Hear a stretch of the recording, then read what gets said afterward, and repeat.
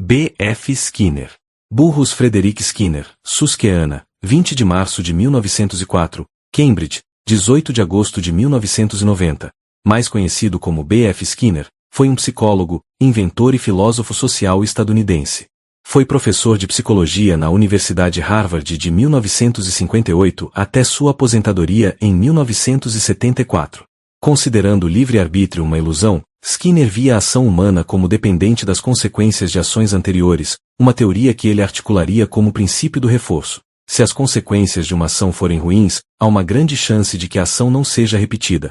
Se as consequências forem boas, a probabilidade de a ação ser repetida se torna mais forte. Skinner desenvolveu a análise do comportamento, especialmente a filosofia do behaviorismo radical, e fundou a análise experimental do comportamento, uma escola de psicologia experimental. Também usou o condicionamento operante para fortalecer o comportamento, considerando a taxa de resposta como a medida mais eficaz da força da resposta. Para estudar o condicionamento operante, inventou a câmara de condicionamento operante, também conhecida como caixa de Skinner, e para medir a taxa, inventou o registrador cumulativo.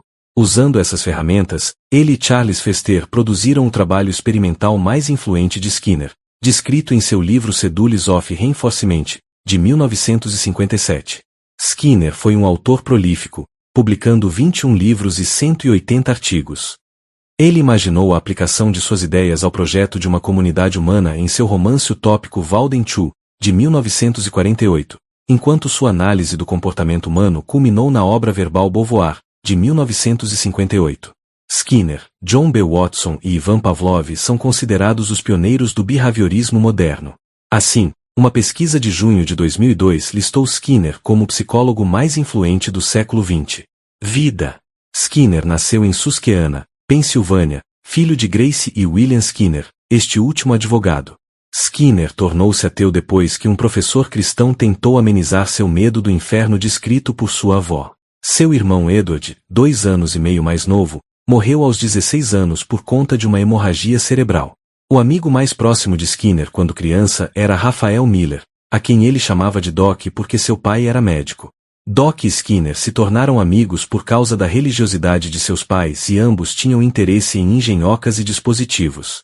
Eles montaram uma linha telegráfica entre suas casas para enviar mensagens um ao outro, embora tivessem que conversar por telefone devido às mensagens confusas enviadas de um lado para o outro. Durante um verão, Doc e Skinner começaram um negócio de sabugueiro para coletar frutas e vendê-las de porta em porta. Descobriram que, quando colhiam os frutos maduros, os verdes também se soltavam dos galhos, então construíram um dispositivo capaz de separá-los. O dispositivo era uma peça de metal dobrada para formar uma calha. Eles despejavam água no cocho para dentro de um balde, e os frutos maduros afundavam no balde e os verdes boiavam para fora. Educação. Skinner estudou no Hamilton College em Clinton, Nova York, com a intenção de tornar-se escritor.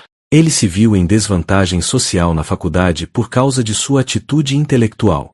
Era membro da fraternidade Lambda Chi Alpha. Ele escrevia para o jornal da universidade, mas, por ser ateu, criticava os costumes tradicionais de sua faculdade. Depois de receber seu bacharelado em literatura inglesa em 1926, frequentou a Universidade Harvard, onde mais tarde pesquisaria e lecionaria. Enquanto estudava em Harvard, um colega, Fred S. Keller, convenceu Skinner de que poderia fazer uma ciência experimental do estudo do comportamento. Isso levou Skinner a inventar um protótipo para a caixa de Skinner e a juntar-se a Keller na criação de outras ferramentas para pequenos experimentos. Após a formatura, Skinner tentou, sem sucesso, escrever um romance enquanto morava com seus pais, um período que mais tarde chamou de anos sombrios.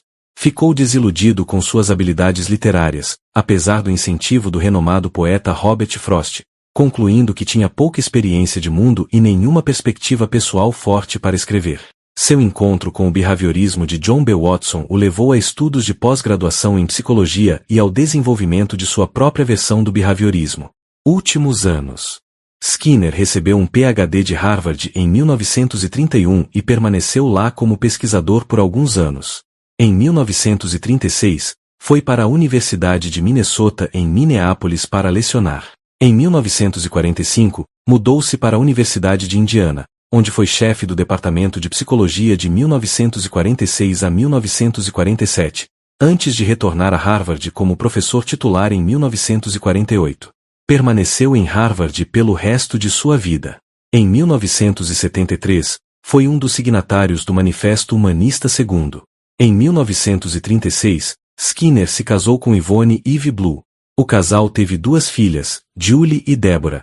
Yvonne morreu em 1997 e está enterrada no cemitério Mount Albany, Cambridge, Massachusetts. A exposição pública de Skinner aumentou na década de 1970, e ele permaneceu ativo mesmo após sua aposentadoria em 1974, até sua morte. Em 1989, Skinner foi diagnosticado com leucemia e morreu em 18 de agosto de 1990, em Cambridge, Massachusetts. 10 dias antes de morrer, recebeu o prêmio pelo conjunto da obra pela Associação Americana de Psicologia e fez uma palestra sobre seu trabalho. Contribuição. A principal contribuição de Skinner para a psicologia foi o conceito de comportamento operante que descreve um tipo de relação entre as respostas dos organismos e o ambiente. Diferente da relação descrita no comportamento respondente onde um estímulo elicia gera uma resposta, o comportamento operante descreve uma relação onde uma resposta que gera uma consequência, ou apenas é acompanhada por essa, como no caso do comportamento supersticioso, tem a sua probabilidade de ocorrer novamente em um contexto semelhante modificada pelo efeito desta consequência sobre a interação.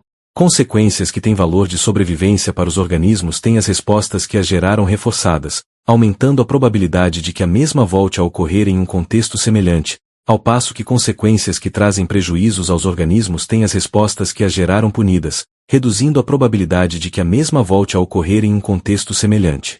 Nesse sentido, o behaviorismo radical proposto por Skinner amplia a visão mecanicista de estímulo-resposta do behaviorismo metodológico de Watson, entendendo o comportamento de organismos como uma interação complexa que envolve, além da emergência de respostas como reações aos estímulos do ambiente, 3 tipos de seleção: filogenética, ontogenética e cultural. O primeiro nível de seleção, a seleção filogenética, se refere aos repertórios compartilhados por uma mesma espécie, o qual é determinado pela história evolutiva da mesma. O segundo nível de seleção, a seleção ontogenética, se refere ao repertório particular de cada indivíduo ou organismo, o qual é determinado por sua história de vida ou histórico de reforçamento. E o terceiro nível de seleção, a seleção cultural, se refere ao repertório compartilhado por indivíduos de uma mesma cultura, sendo este de maior importância para compreender o comportamento humano e de outros animais que apresentam algum tipo de comportamento social. Nenhum pensador ou cientista do século XX levou tão longe a crença na possibilidade de controlar e moldar o comportamento humano como o norte-americano Burrus Frederic Skinner, de 1904 a 1990. Sua obra é a expressão mais célebre do behaviorismo, corrente que dominou o pensamento e a prática da psicologia, em escolas e consultórios, até os anos 1950. Experiências. É possível um pombo ter superstição? A superstição humana é um fenômeno complexo e sua história de desenvolvimento na vida das pessoas ainda não é compreendida. A despeito da complexidade, os fenômenos, ou aspectos deles, têm sido investigados pelos cientistas por meio de modelos animais.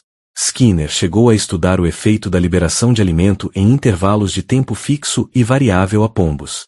Independente do que os pombos fizessem em uma caixa, um alimento era liberado e o pombo podia então consumi-lo.